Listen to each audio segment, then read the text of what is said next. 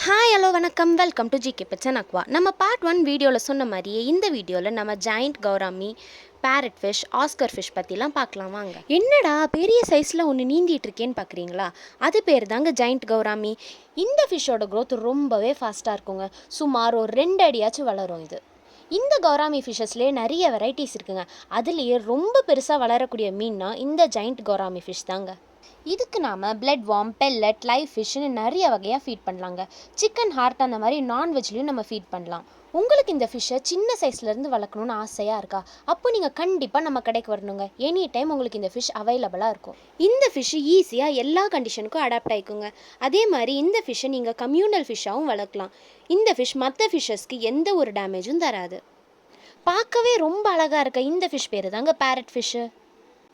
Normal parrot fish 5 to 6 inch வரைக்கும் வளருங்க. இது நீங்கள் உங்கள் ஃபிஷ் டேங்க்கில் வச்சே வளர்க்கலாம். இதுவும் சிச்சிலட் ஃபேமிலியை சேர்ந்த ஃபிஷ் தாங்க.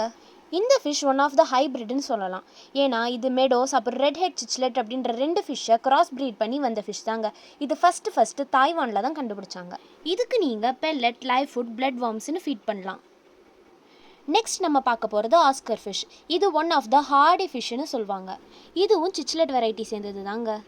ஹார்டி ஃபிஷ்ஷஸ்லேயே ரொம்ப விரும்பி வாங்கக்கூடிய ஃபிஷ்னால் இந்த ஆஸ்கர் ஃபிஷ் தாங்க. இதுக்கு நீங்கள் பிளட் வார்ம், லைவ் ஃபிஷ், பெல்லட்னு ஃபீட் பண்ணலாம்.